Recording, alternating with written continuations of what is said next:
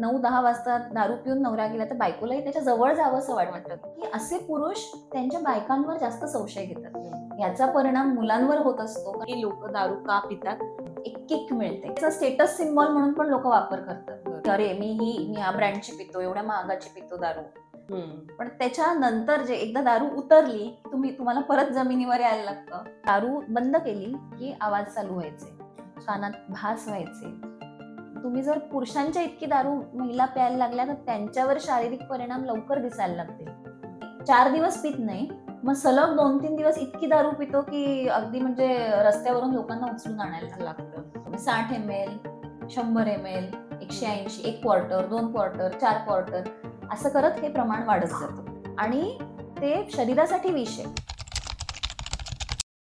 नमस्कार मंडळी, मी भाग्यश्री पुन्हा एकदा तुमचं स्वागत करते स्मार्ट मराठीमध्ये. आज आपण एका अशा विषयावर बोलणार आहोत जो विषय नेहमी मजेत चर्चेला जातो. जसं की तुला टेन्शन आलं तर एक पॅक मार म्हणजे टेन्शन निघून जाईल. पण खरंच हा पॅक, ही दारू तुमचं टेन्शन घालवणार आहे का? आणि याचे काय परिणाम असतात, यामागची मानसिकता काय असते, हे सगळंच आपण जाणून घेणार आहोत मानसोपचार तज्ज्ञ आदिती आचार्य यांच्याकडून. नमस्कार मॅम, स्वागत आहे नमस्कार. तुमचं स्मार्ट मराठीमध्ये. नमस्कार. सुरुवातीला थोडक्यात तुम्ही ओळख करून दिलात तर खूप छान होईल. मी डॉक्टर आदिती आचार्य लोखंडे. मी एक मनोविकार तज्ज्ञ म्हणून चेंबूर मुंबई येथे कार्यरत आहे. आमच्या क्लिनिकचं नाव मनचैतन्य क्लिनिक म्हणून इथे चेंबूरमध्ये आहे आणि आम्ही लवकरच खालापूर येथे मेत्ता रिहॅबिलिटेशन सेंटर म्हणून व्यसनमुक्ती आणि मानसिक रोगांचं एक रिहॅबिलिटेशन सेंटर चालू करत आहोत. निश्चितच मॅम, त्यासाठी शुभेच्छाच. पण त्याआधी प्रेक्षकांना तुमच्याकडचं जे भरभरून नॉलेज आहे या बाबतीचं ते कळलं तर खूप छान होईल. माझा पहिलाच प्रश्न आणि अगदी मुद्द्याचा प्रश्न आहे की लोक दारू का पितात आणि नेमकी त्यामागची मानसिकता काय असते? खूप चांगला प्रश्न आहे.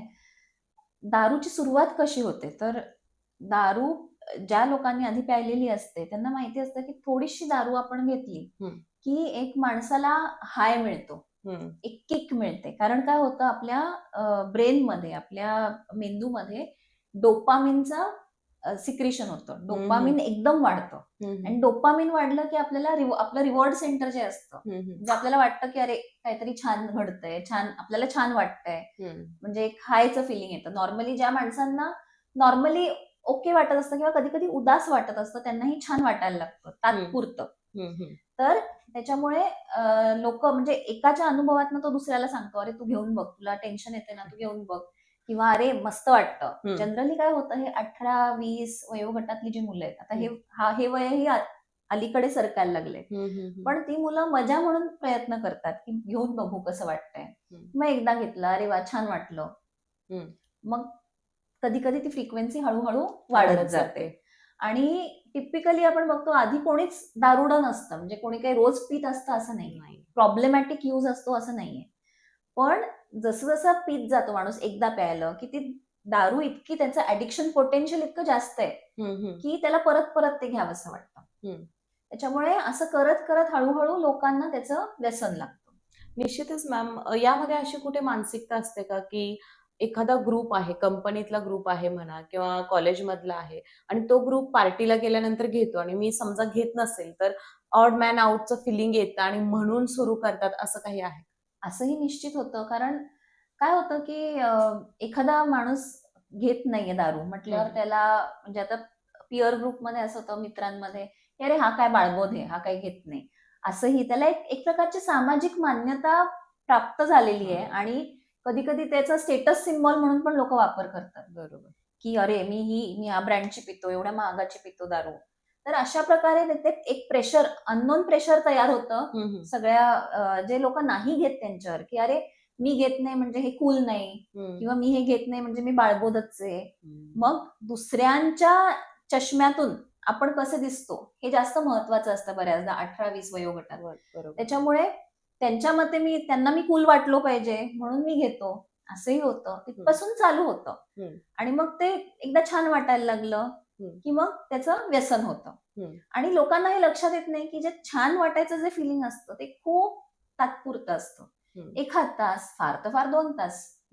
पण त्याच्यानंतर जे एकदा दारू उतरली तुम्हाला परत जमिनीवर यायला लागतं आणि सर्वात महत्वाचं म्हणजे जर तुम्ही हे परत परत परत परत करत राहिलात तर दारू हे मुळात ब्रेनसाठी विष आहे, मेंदूसाठी विष आहे. It is a neurotoxin. त्याच्यामुळे ते तुम्हाला अजून डिप्रेशनच्या खाईत ढकलतं. बरोबर. जो प्रॉब्लेम म्हणजे जी अडचण दारू प्यावीशी वाटते ज्या अडचणीमुळे, मला वाटतं त्याची तीव्रता दारूची नशा उतरल्यानंतर अजून जाणवत असेल. नक्कीच नक्कीच 100%. म्हणजे जितक्या, आता उदाहरणार्थ तुम्ही जर रोज दारू पित असाल तर 2-4 महिने 6 महिन्यांनी तुम्ही निश्चित डिप्रेशन मध्ये जायची शक्यता खूप जास्त आहे. म्हणूनच मला वाटतं की जे महिलांना घरच्या प्रेशर असतं की दारुडा नवरा मिळाला बाई म्हटल्यानंतर बऱ्याच महिलांचं असं होतं की घर कसं सांभाळायचं, मुलांचं शिक्षण कसं करायचं.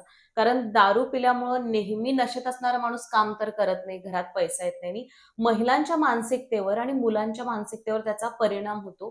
तो कितपत आणि कशा पद्धतीने होतो? आता दारूचं व्यसन म्हटलं की मी म्हटलं तसं हळूहळू ते वाढत जातं. सुरुवातीला कोणी काही रोज घेत नसतं. सुरुवातीला महिन्यातनं एकदा होते, मग त्याचं 15 दिवसातनं एकदा रूपांतर होतं, त्याच्यानंतर आठवड्यातनं एकदा होतं. असं करत करत रोज व्हायला लागतं. आणि दारूचा कसा प्रॉब्लेम आहे की दारू, आता आज मला जर 30 ml दारू पिऊन मला ती किक मिळते, तर थोड्या दिवसांनी जसं मी रोज रोज घेत राहीन मला 30 ml नी मजा नाही येणार. बरोबर. मला डोस वाढवायला लागतो, तो 60 ml करायला लागतो. त्याला आम्ही टॉलरन्स असं म्हणतो. म्हणजे तेवढ्या दारूनी इफेक्ट येत नाही, त्याचा डोस वाढवायला लागतो. असं करत करत तो डोस वाढतो. म्हणजे 60 ml, 100 ml, 180, 1 quarter, 2 quarter, 4 quarter, असं करत हे प्रमाण वाढत जातं.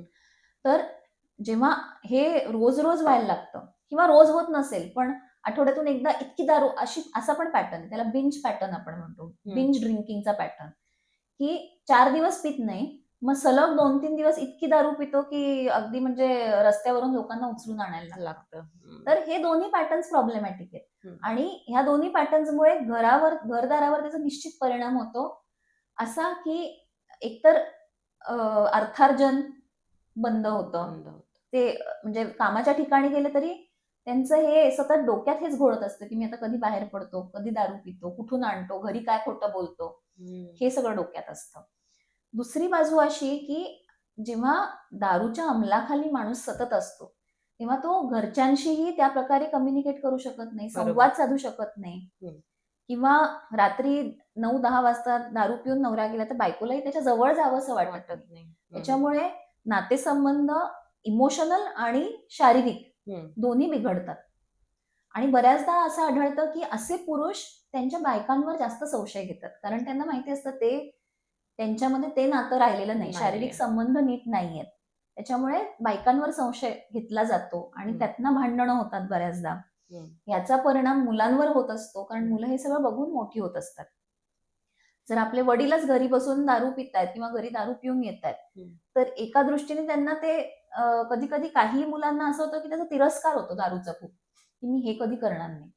काही मुलांना वाटतं इट्स ओके, म्हणजे हे घेतात म्हणजे मी घेऊ शकतो, असंही होतं. आणि आई वडिलांच्या भांडणामुळे त्यांच्यावर जे मानसिक परिणाम होत असतात ते तर घडतच असतात. म्हणजे अशी मुलं कधी कधी पोस्ट ट्रॉमॅटिक स्ट्रेस डिसऑर्डर त्यांना होऊ शकते, म्हणजे खूप जास्त तणावामुळे जे डिप्रेशन येतं तसं होऊ शकतं. कधी कधी एकदम ही मुलं खूप अँशियस होतात, घाबरतात पटकन. असे वेगवेगळे मानसिक विकार त्यांना जडू शकतात. जसं आता तुम्ही सांगितलात की प्रत्येक गटात म्हणजे उच्चभ्रू लोक असतील, अगदी मध्यमवर्गीय असतील आणि अगदीच गरिबीत जगणारे असतील, या तिन्हींना सुद्धा दारूचं व्यसन जर असेल तर बऱ्याचदा असं सोशल मीडियावर जोकच्या माध्यमातून घेतलं जातं की म्हणजे दारू पिणारा दारुडा, म्हणजे अगदीच गरीब आहे, दारू पितो तर त्याला दारुडा म्हणतात आणि त्याला दारू म्हणतात. आणि ओकेजनली प्रोफेशनली उच्चभ्रू लोक जी घेतात त्याला ड्रिंक म्हणतात. म्हणजे त्याने ड्रिंक घेतली आणि तो झोपी गेला आणि इकडे याने दारू पिली आणि त्याने दंगा घातला वगैरे. तर हे स्टेटसनुसार दारूची व्याख्या कशी बदलत गेली आणि यामागची काय मानसिकता असते लोकांची? खूप छान प्रश्न आहे. स्टेटस वाईज बदलत जातं म्हणजे कसं की गरीब लोक जे असतात, ज्यांच्याकडे फार पैसा नाहीये, त्यांनाही दारूचं व्यसन जडतं. ते देशी दारू पितात बऱ्याचदा, की ज्याच्यात खूप बाकीच्या इम्प्युरिटीज खूप असतात आणि त्याच्यामुळे कधी कधी पॉइझनिंग वगैरे अशा गोष्टीही घडतात. तर ताडी-माडी वगैरे आपण जे म्हणतो, देशी दारू, त्या क्लासमधले लोक असतात. बरं, कसं होतं की एकदा त्यांनी घेतली दारू की त्याच्यानंतर त्यांचं जे वर्तनात जे बदल घडून येतात, म्हणजे कधी कधी शिवीगाळ करतात, कधी कधी भांडणं करतात, त्याच्यामुळे ते समोरच्याला प्रकर्षाने जाणवतं की हा दारूच्या अंमलाखाली हे सगळं चाललेलं आहे. आणि त्याच्यामुळे कसं असतं की त्या ज्या वस्तीमध्ये राहत असतात तिथे घरं जवळ असतात, आवाज पटकन पोचतात किंवा भांडणंही तशी होत असतात सतत. त्याच्यामुळे पटकन लक्षात येतं की हा माणूस दारुडा आहे आणि त्याला ते लेबल चिकटवलं जातं की हा दारुडा आहे. उच्चभ्रू सोसायटीजमध्ये काय होतं की जे असेही लोक आहेत की जे रोज दारू पितात, पण त्यांच्या वर्तनात तसा बदल दिसून येत नाही. ते दारू घेतात आणि शांतपणे झोपी जातात. मग असं जर असेल तर कधी कधी घरच्यांना पटकन लक्षात येत नाही की अरे हा प्रॉब्लेम आहे, याला रोज घ्यावी लागते, हा प्रॉब्लेम आहे, हेच लोकांच्या लक्षात येत नाही. आणि कधी आता उच्चभ्रू सोसायटीजमध्येही असं होतं की रोज थोडी थोडी पिणारा अचानक एका दिवशी खूप जास्त पितो आणि त्याच्यामुळे त्याच्या वर्तनात बदल घडून येतो. कधी कधी आपण बघतो ऍक्सिडेंट जे होतात, 18-20 वर्षाची मुलं गाड्या चालवतात, ठोकतात, बऱ्याचदा दारूच्या अंमलाखाली या गोष्टी घडत असतात. तर त्याच्यामुळे असे प्रकारही घडत असतात उच्चभ्रू सोसायटीजमध्ये, पण ते कधी कधी आपल्याला पटकन दिसून येत नाही. आणि एक मुळात एक फंडामेंटल प्रॉब्लेम जो आहे आपल्यामध्ये, म्हणजे आपल्या जनरल समाजात, एक दारूला थोडीशी समाज मान्यता जी आहे, म्हणजे पार्टी करायची म्हणजे दारू प्यायची, तर हे कुठेतरी बदललं पाहिजे. कारण दारू एकदा चालू केली की ती कुठे थांबेल आपल्याला माहिती नसतं. प्रत्येक माणसाचं ऍडिक्शन पोटेन्शियल हे वेगळं वेगळं असतं. एखादा माणूस एकदा दारू चालू केली की पटकन त्याच्या आहारी जातो. तर बऱ्याचदा याचं कारण जेनेटिक असतं. जर वडील, काका, मामा घरात जर खूप दारूचं व्यसन असणारे लोक असतील तर अशा लोकांना पटकन दारूचं व्यसन जडतं. पण हेच दुसरा, काही लोक अशीही असतात की कधीतरी सोशली थोडंसं पितात, एखादा पेग घेतील आणि ते रात्रभर ते पित राहतील जनरल सोशल फंक्शन मध्ये वगैरे, अशी लोक असतात, तर त्यांना होत नाही. पण आता हे ऍडिक्शन पोटेन्शियल आपल्याला हे आधी काही असं कळत नसतं. साधारण अंदाज येतो की घरात फॅमिली हिस्ट्री म्हणजे आपण लांब राहावं, पण हे 100% कोणी सांगू शकत नाही. त्याच्यामुळे दारूपासून लांब राहणं हे सर्वात चांगलं, कारण दारू हे शेवटी व्यसन आहे आणि ते शरीरासाठी विष आहे. म्हणजे शारीरिक परिणाम पण आहेत, त्याचबरोबर मानसिक परिणाम आहेत, सामाजिक परिणाम आहेत आणि अर्थात आपल्या पैशांचं नुकसान होतं ते आहेच आहे. मॅम, समाजात असे अनेक उदाहरणं आपण बघतो. मला तुमच्याकडे जर अशा केसेस आल्या असतील तर नक्की सांगा, की अगदी पैशात लोळणारा माणूस पण दारूमध्ये इतका पैसा वाहवत गेला की आता हो खायचे वांदे हो असते. हो हो. आहे उदाहरण? अगदी अशी खूप उदाहरणं आहेत हं. की काय होतं की दारूमुळे वाहवत गेलं की एकतर तुमचा बिझनेस असेल, जे काही असेल त्याच्यातलं तुमचं लक्ष कमी होतं. ओके नाही, बिझनेस असू दे, जॉब असू दे, तुमचा बिझनेस असेल तर त्याला उतरती कळा लागते. कारण जसा मालक एखादा बिझनेस सांभाळू शकतो तसे काही बाकीचे लोक, म्हणजे जे एम्प्लॉईज आहेत ते सांभाळतील असं नाही. मग तिकडे चिटिंग, चोऱ्या वगैरे या गोष्टी चालू होतात. जॉब जर तुम्ही करत असाल तर दारूमुळे तुमचा परफॉर्मन्स खाली येतो. मग एकदा तुम्ही तेवढा आउटपुट देऊ शकत नसाल तर शक्यता अशी असते की तुम्हाला एक दिवस तुमचा मालक सांगेल की आता बाबा तू इथून निघून जा. तर या दोन्ही शक्यता असतात. त्याच्यामुळे अर्थार्जन तुमचं बंद होतं, त्याचबरोबर दारूमध्ये तुम्ही पैसा घालवताय कारण ती तुमची गरज आहे, तुम्ही नाही घेतलं तर कधी कधी कधी कधी नाही, म्हणजे 90% वेळा तुम्हाला शारीरिक सिम्पटम्स येतात. विड्रॉवल फीचर्स आपण ज्याला म्हणतो, की हात थरथरतात, एकदम घाबरल्यासारखं होतं, अस्वस्थ वाटतं, उलट्या होतात, कधी कधी फिट येते, कधी कधी भास व्हायला लागतात, असेही गोष्टी घडतात. त्याला आपण फिजिकल डिपेंडन्स म्हणतो. आणि दुसरी गोष्ट असते ती म्हणजे सायकोलॉजिकल डिपेंडन्स, म्हणजे मला शारीरिक सिम्पटम्स येत नाही, लक्षणं दिसत नाही, पण मला प्रचंड तलफ होते दारूची त्या वेळेला, ज्या वेळेला मी रोज घेतो किंवा त्या ठिकाणी मी गेलो किंवा घरी बसल्या बसल्या पण मला खूप तलफ होते आणि मग त्या क्षणाला मला जाऊन दारू प्यावी लागते. तर हे सगळे, ह्या दोन गोष्टी जेव्हा घडतात तेव्हाच त्याला आपण व्यसन म्हणतो, की याला दारूचं व्यसन आहे. शक्यतो आतापर्यंत जे बोललो ते मला वाटतं पुरुषांच्या संबंधित झालं, पण महिलांचं प्रमाण सध्या वाढलेलं आहे का? दारूचं व्यसन महिलांना सुद्धा लागलेलं आहे का काय? हो, अशाही माझ्याकडे खूप केसेस येतात की वेल प्लेस्ड IT मधल्या महिला, एस्पेशली IT मध्ये कॉर्पोरेट सेक्टरमध्ये काम करणाऱ्या महिला जशी दारूला समाज मान्यता मिळत गेली आणि जसं एका प्रकारे अर्थार्जन वगैरे याचं महिलांना स्वातंत्र्य मिळालंय आता, त्याच्यामुळे जे स्वातंत्र्य मिळालंय तर ते ह्याच्यातही बघायला मिळतं की आता जर पुरुष एखादा दारू घेऊ शकतो तर मी का नाही घेऊ शकत, अशा प्रकारे ते चालू होतं कधी कधी. आणि त्याला समाज मान्यता असल्यामुळे ऑकेजनली घेणारी महिला, तिलाही दारूचं व्यसन होऊ शकतं. दुसरा भाग असा आहे की आतापर्यंतच्या रिसर्चमध्ये असं दिसतं की महिला जास्ती करून जेव्हा इमोशनली डिस्टर्ब्ड असतात, म्हणजे ऑलरेडी डिप्रेशनमध्ये असतात, जेव्हा त्यांना इमोशनल प्रॉब्लेम्स असतात, त्यावेळेला ते दारूची मदत जास्ती घेतात. हे प्रमाण पुरुषांपेक्षा महिलांमध्ये जास्ती आहे. पुरुष जास्ती करून मित्रांबरोबर गंमत म्हणून असं चालू करतात, पण महिलांचं प्रमाण इमोशनल प्रॉब्लेम्समुळे दारू घेण्याचं हे जास्ती आहे पुरुषांपेक्षा निश्चित. मॅम, एक महत्वाचा प्रश्न विचारायला आवडेल मला की जसं पुरुष दारू घेतो आणि एखादी महिला दारू घेते, पण जी आपली शारीरिक रचना आहे, महिलांसाठी किती विषकारक दारू त्यांना आहे? तसंही दारूची क्वांटिटी ही कमी घेता येते, म्हणजे पुरुषांशी पुरुषांना जे अलाउड लिमिट आहे त्याच्यापेक्षा महिलांना अर्धा आहे. ओके. कारण मेटाबॉलिझम मध्ये फरक असतो. शारीरिक रचना म्हणजे मेटाबॉलिझम, ती दारू कशी तुमची पचते हे मुळात पुरुष आणि महिलांमध्ये वेगळं वेगळं असतं. त्याच्यामुळे तुम्ही जर पुरुषांच्या इतकी दारू महिला प्यायला लागल्या तर त्यांच्यावर शारीरिक परिणाम लवकर दिसायला लागतील. लिव्हर फेल्युअर, लिव्हर सिरोसिस या गोष्टी लवकर होतील. आणि दुसरी गोष्ट, गर्भधारणेनंतर तर म्हणजे अल्कोहोल नाहीच म्हणतो आम्ही, की तुम्ही शक्यतोवर नाही घेऊच नका. तर त्या गर्भावरही त्याचा परिणाम होत असतो, म्हणजे मायक्रोकेफॅली, डोकं छोटं होणं, काहीतरी फिजिकल ॲबनॉर्मॅलिटीज होणं, बुद्धिमत्ता कमी होणं, या सगळ्या गोष्टी घडतात. त्याच्यामुळे महिलांसाठी निश्चितच या सगळ्या गोष्टी लक्षात घ्यायला पाहिजेत आणि त्याप्रमाणे वागलं पाहिजे. अजून एक गोष्ट मला सांगायची आहे दारूच्या बाबतीत, ते म्हणजे आपल्याला वाटत असतं की लोक दारू पितात किंवा त्यांना व्यसन होतं, हे ते त्यांच्या हातात आहे, सगळं त्यांच्या कंट्रोलमध्ये ती गोष्ट. पण दारूचं व्यसन हा एक मानसिक आजार आहे, हे आपल्याला माहिती नसतं. जसे बाकीचे स्किझोफ्रेनिया आहे, बायपोलर मूड डिसऑर्डर आहे, तेही मानसिक आजार आहे, तसा दारूचं व्यसन हाही एक मानसिक आजार आहे. आणि एकदा ते व्यसन जडलं की त्या माणसाची जरी इच्छा असेल त्यातनं बाहेर पडायची, तरी पण कधी कधी मदत न घेता त्याला ते शक्य होत नाही.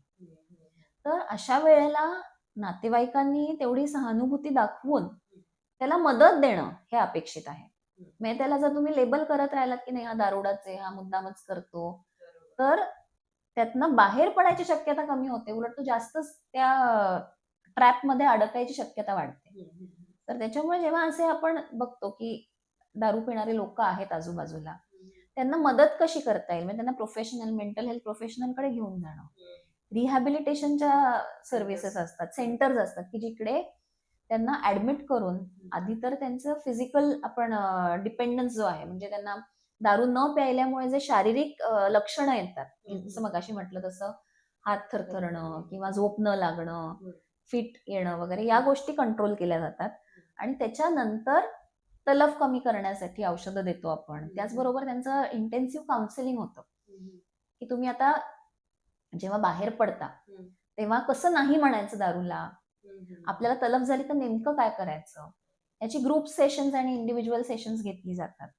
आणि मग असे म्हणजे 1 महिना, 2 महिना, 3 महिने असे ते रिहॅबिलिटेशन मध्ये राहिल्यानंतर मग त्यांना डिस्चार्ज केलं जातं. बेसिकली जर आता समजा एखादा व्यक्ती दारूच्या आहारी गेलेला नाहीये पण त्याला सवय होते हळूहळू, अशा व्यक्तींसाठी काही म्हणजे काही टिप्स आहेत का जेणेकरून कमी होईल त्यांचं प्रमाण आणि हळूहळू ते दारू घ्यायचे बंद करतील? तर दारू बंद करायची असेल तर आम्ही नेहमी सांगतो की पूर्ण बंद करून टाका. तुम्ही ठरवा एक दिवस बसून स्वच्छपणे की आता हाताबाहेर चाललंय किंवा मला याच्या पुढे माझ्या आयुष्याचं नुकसान करून घ्यायचं नाहीये आणि मी हे थांबवतोय.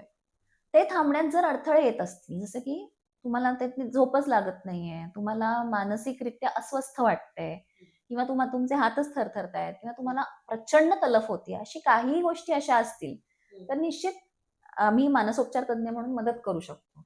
पण हे जे पहिलं पाऊल आहे हे तुम्हाला उचलायचंय की मला यातनं बाहेर पडायचंय. कसं असतं की कोणीही असेल, म्हणजे कोणी मेंटल हेल्थ प्रोफेशनल असेल, तो तेव्हाच मदत करू शकतो जेव्हा पेशंटची इच्छा असेल. यात एक महत्वाचा भाग असा असतो, बऱ्याचदा आमच्याकडे पेशंट्स येतात, त्यांना पकडून आणलेलं असतं, बहीण भावंड किंवा आई वडील यांनी किंवा बायकोनी, की नाही नाही यांची दारू सोडवा. त्या रुग्णाची इच्छाच नसते सोडायची. ते हे म्हणतायत यांना त्रास होतोय म्हणून मी सोडतो, असं जेव्हा म्हणतात तेव्हा दारू सुटायची शक्यता कमी होते, कारण त्या माणसाची इच्छा नाही. सर्वात महत्वाचं म्हणजे त्या माणसाची इच्छाशक्ती पाहिजे, की मला या प्रॉब्लेम मधनं बाहेर पडायचंय, याच्या पुढे मला माझ्या आयुष्याचं नुकसान नाही करायचंय. त्यावेळेला निश्चितच आम्ही मानसोपचार तज्ञ म्हणून त्यांची चांगली मदत करू शकतो. मॅम, एखादा असा किस्सा आहे का की दारू घेण्यापूर्वीचा माणूस आणि दारू बंद केल्यानंतरचा माणूस यामध्ये फरक तुम्हाला जाणवला? त्याच्यामध्ये म्हणजे काउन्सिलिंग केल्यानंतर त्याने दारू बंद केली आणि जी त्याची परिस्थिती आहे किंवा जी मेंटल, आता जसं तुम्ही सांगितलं की मानसिक आजार आहे हा, तर असा बदल जाणवला? हो, अगदी म्हणजे माझ्याकडे एक नेहमी येणारा पेशंट आहे. त्याला म्हणजे दारू प्यायचा तो आणि त्याचबरोबर त्याला म्हणजे दारू बंद केली की आवाज चालू व्हायचे, कानात भास व्हायचे आणि तो साधी नोकरी करत होता, म्हणजे असं सिक्युरिटी गार्डची त्याची नोकरी होती. तर ह्या प्रॉब्लेममुळे तो ऑलमोस्ट 2-3 वर्ष घरी बसून होता. तो दारू प्यायचा, घरी बसायचा. दारू सोडायचा प्रयत्न केला की त्याला त्रास व्हायचा, त्याच्यामुळे तो घरीच असायचा. मग तो माझ्याकडे आला. त्याच्यानंतर त्याला औषध चालू केलं. औषधांनी त्याचे भास बंद झाले पूर्ण. दारू त्यांनी बंद केली. पण असं 2-3दा झालं की काही दिवस झाले की तो परत घ्यायचा. मग एकदा दारू प्यायला लागला की प्यायला लागायचा. परत भास व्हायचे, परत तो माझ्याकडे यायचा. असं 2-3दा झालं. मग त्याचं त्याला लक्षात आलं की आपलं कुठेतरी हे आता थांबलं पाहिजे. याच्या पुढे म्हणजे दारू मी पीत राहिलो तर अजून मला पूर्णपणे भासांमध्ये मी अडकून जाईन. आणि त्यांनी एकदा ठरवलं की आता बंद करायचं. आता गेले 2-3 वर्ष तो व्यवस्थित सोबर आहे. दारू घेत नाही, व्यवस्थित काम करतो. त्याच्या घरचे मला सांगतात की त्याच्या वागण्यात, त्यांच्याशी म्हणजे त्यांच्याबरोबर जो वेळ घालवत होता, त्यांच्यासोबत शेअरिंग करणं वगैरे या सगळ्या गोष्टींमध्ये खूप जास्त फरक पडलाय. तर अशा खूप केसेस आहेत की ज्या कसं होतं की एका माणसाची दारू बंद झाली ना की ते अख्खं घर सावरतं. तर त्याच्यामुळे ती दारू बंद होणं हे एकदा झालं की बऱ्याचदा त्यांच्या आयुष्यात आमूलाग्र बदल घडून येतो, सगळ्यांच्याच. निश्चितच मला वाटते की आतापर्यंत झालेल्या चर्चेमध्ये दारूची मानसिकता, दारू पिणारे लोक, त्यामागची मानसिकता, प्लस कशी बंद करायची, या छोट्या मोठ्या टिप्स जेवढं आपण बोललो ते तुम्हाला प्रेक्षक हो चांगला फायदा होईल याचा असं वाटतंय. मॅम, खूप धन्यवाद, तुम्ही तुमचा वेळ दिलात आणि दारू बंद व्हायला पाहिजे या नोटवर आपण आजची ही मुलाखत थांबवतोय.